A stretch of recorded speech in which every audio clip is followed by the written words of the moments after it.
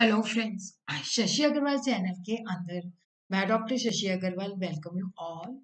आज का जो हमारा सब्जेक्ट है that is the business economics और we could say micro economics, जिसके अंदर we are going to understand the perfect competition versus monopolistic competition, क्योंकि ये जो क्वेश्चन है शॉर्ट में भी आता है और समटाइम्स ये लॉन्ग क्वेश्चन के अंदर भी आ जाता है। और अगर आपको मेरा ये एफर्ट सही लगता है तो डू लाइक माय वीडियो, इसको शेयर कीजिए। और अगर आपने मेरे चैनल को सब्सक्राइब नहीं किया हुआ तो do subscribe. This is my app, जिसको आप गूगल प्ले स्टोर से बड़ी आसानी के साथ डाउनलोड कर सकते हो। ये जो ऐप है commerce economics and management students के लिए काफ़ी सारा फ्री स्टडी मटेरियल और काफ़ी सारे मॉक टेस्ट प्रोवाइड करती है। और यहाँ पे काफ़ी सारे स्ट्रक्चर कोर्सेज भी अवेलेबल हैं। तो बिजनेस इकोनॉमिक्स का भी स्ट्रक्चर कोर्सेज यहाँ पे अवेलेबल है। तो सबसे पहले हम देखते हैं मोनोपोलिस्टिक कंपटीशन। देखो, मोनोपोलिस्टिक कंपटीशन एक ऐसी सिचुएशन होती है जहाँ पे बहुत सारे सेलर्स होते हैं, बहुत सारे बायर्स होते हैं। और जो सेलर्स होते हैं उनका जो प्रोडक्ट होता है एक दूसरे से डिफरेंट होता है, क्लोज सब्स्टिट्यूट्स होते हैं। और मोनोपोलिस्टिक कंपटीशन की जो मेन फीचर है that is the product differentiation, के हर फर्म का जो प्रोडक्ट है वो दूसरे से डिफरेंट होता है।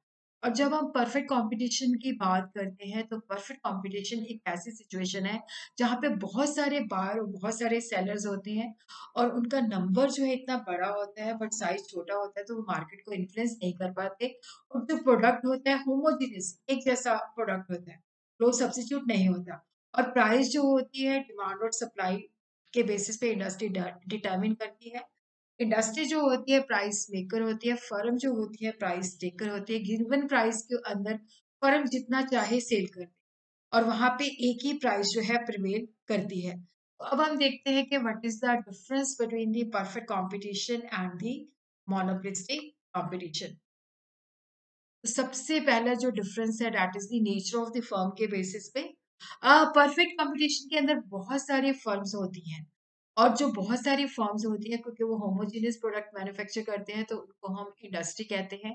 और हर एक फर्म का जो होता है लिटिल शेयर होता है, जिस वजह से वो उसकी जो प्राइस है उसको इन्फ्लुएंस नहीं कर पाता, क्योंकि इंडस्ट्री जो होती है वो प्राइस मेकर होती है, गिवन प्राइस पे फर्म सेल करती है। बट जब हम इम्परफेक्ट कंपटीशन की बात करते हैं तो as compare to the perfect competition, number of firm जो होता है लिमिटेड होता है। और जो बहुत सारे सेलर्स होते हैं उनको हम ग्रुप कहते हैं जो एक जैसा क्लोज सब्स्टिट्यूट्स के अंदर डील करते हैं। फर्म जो होती है, हर एक जो इंडिविजुअल फर्म होती है वो अपनी मार्केट प्राइस को इन्फ्लुएंस कर सकती है, क्योंकि वहां पे जो प्रोडक्ट होते हैं दूसरे से डिफरेंट होता है। assumption regarding the product. तो परफेक्ट कंपटीशन के अंदर होमोजीनियस प्रोडक्ट होता है, चाहे मैं ए फर्म से परचेज करूं चाहे बी फर्म से परचेज करूं। कि जैसे मान लो मैंने सोप लेना जाना है तो हर जगह पे एक ही तरह का सोप अवेलेबल होगा। बट मोनोपोलिस्टिक कंपटीशन के अंदर क्या होता है कि प्रोडक्ट डिफरेंशिएशन होता है। वहां पे जो भी फर्म्स प्रोड्यूस करती हैं उनका प्रोडक्ट दूसरे से डिफरेंट होता है, और ये जो डिफरेंशिएशन है एक्चुअल भी हो सकती है और आर्टिफिशियल भी हो सकती है। Degree of knowledge, perfect competition के अंदर हमें कोई भी सेलिंग कॉस्ट इंकर करने की जरूरत नहीं पड़ती, कोई भी ट्रांसपोर्टेशन कॉस्ट, कोई भी ट्रांजैक्शन कॉस्ट, क्योंकि बायर और सेलर को मार्केट के बारे में परफेक्ट नॉलेज होती है। But when we talk about the monopolistic competition तो इम्परफेक्ट नॉलेज होती है। बायर और सेलर को पूरी तरह से नॉलेज नहीं होती, इसी वजह से क्या होता है कि सेलिंग कॉस्ट इनकर करनी पड़ती है। परफेक्ट कंपटीशन के अंदर परफेक्ट नॉलेज होती है तो no need of selling cost, no need of transportation cost, no need of transaction cost. But when we talk about the monopolistic competition तो यहाँ पे परफेक्ट नॉलेज नहीं होती, हर एक फर्म का प्रोडक्ट दूसरे से डिफरेंट होता है। तो इसलिए लोगों को अवेयर करने के लिए, कन्विंस कराने के लिए कि हमारा प्रोडक्ट दूसरे से बेटर है, तो firm has to incur selling cost. Shape of the demand curve, देखो परफेक्ट कंपटीशन के अंदर जो फर्म होती है that is the price taker, क्योंकि इंडस्ट्री जो है डिमांड और सप्लाई के बेसिस पे प्राइस फिक्स करती है। तो वो गिवन प्राइस जो, जैसे यहाँ पे ये जो प्राइस फिक्स हो गई है उस गिवन प्राइस के अंदर फर्म जितना मर्जी सेल कर दे। तो यहाँ पे डिमांड कर्व की जो शेप होती है परफेक्ट इलास्टिक होती है, जिसका मतलब होता है कि ये जो प्राइस है that is fix by the industry, उस पर चाहे जितना मर्जी माल जो है सेल कर ले, इलास्टिसिटी ऑफ डिमांड जो होती है इन्फिनिटी होती है। और एआर एवरेज रेवेन्यू और एमआर जो होते हैं बराबर होते हैं। और जो शेप होती है जो डिमांड कर्व की वो पैरेलल टू एक्स एक्सिस होती है। But when we talk about the monopolistic competition, तो यहाँ पे एवरेज रेवेन्यू कर्व और एमआर कर्व जो है they slopes downward. MR curve जो है उसके नीचे लाई करता है। इसका मतलब होता है कि ज्यादा बेचने के लिए, क्योंकि हर एक फर्म का जो प्रोडक्ट होता है दूसरे से डिफरेंट होता है, तो ए आर स्लोप्स डाउनवर्ड, क्योंकि अगर हमने ज्यादा यूनिट्स सेल करने हैं तो we have to reduce the price. तो ए आर और एम आर जो का स्लोप है वो डाउनवर्ड है, ऊपर से नीचे की तरफ है, एम आर उसके नीचे लाई करता है। लेकिन परफेक्ट कंपटीशन के अंदर ए आर एम आर के बराबर होता है। तो what is the relation between the A R M R? A R perfect competition के अंदर एवरेज रेवेन्यू जो है मार्जिनल रेवेन्यू के बराबर होता है, और परफेक्ट कंपटीशन के अंदर जो कंडीशन ऑफ इक्विलिब्रियम है, long run marginal cost which is equal to M R which is equal to A R which is equal to minimum long run average cost.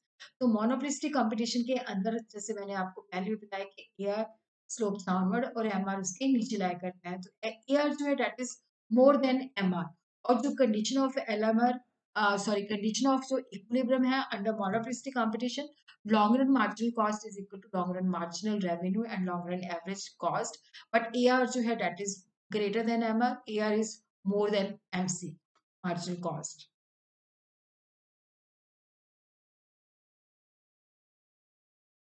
Nature of the perfect nature of the profit, perfect competition के अंदर जो firms होती है उनको super normal profit हो सकता है, normal profit हो सकता है, मिनिमम लॉस हो सकता है। मोनोपोलिस्टिक कंपटीशन के अंदर शॉर्ट पीरियड के अंदर सुपर नॉर्मल प्रॉफिट हो सकता है, नॉर्मल प्रॉफिट हो सकता है, मिनिमम लॉस होता है। लॉन्ग रन पीरियड के अंदर ओनली नॉर्मल प्रॉफिट मिलता है। मोनोपोलिस्टिक के अंदर भी नॉर्मल प्रॉफिट मिलता है, बट बहुत ज्यादा एफिशिएंट फर्म जो होती है उनको सुपर नॉर्मल प्रॉफिट मिल सकता है। Implication regarding the decision, perfect competition के अंदर जो है फर्म जो होती है प्राइस टेकर होती है, प्राइस जो है इंडस्ट्री फिक्स करती है डिमांड और सप्लाई के बेसिस पे। बट मोनोपोलिस्टिक कंपटीशन के अंदर हर एक फर्म का जो प्रोडक्ट होता है दूसरे से डिफरेंट होता है, प्रोडक्ट डिफरेंशिएशन के ऊपर फोकस करती है। तो यहाँ पे जो फर्म है या तो वो अपना आउटपुट डिटर्मिन करती है या वो अपना प्राइस डिटर्मिन करती है, क्योंकि एक चीज वो डिटर्मिन करते हैं तो दूसरी ऑटोमेटिकली डिटर्मिन हो जाती है। तो यहाँ पे फर्म इंडिपेंडेंटली अपना प्राइस और आउटपुट डिटरमिन करती है।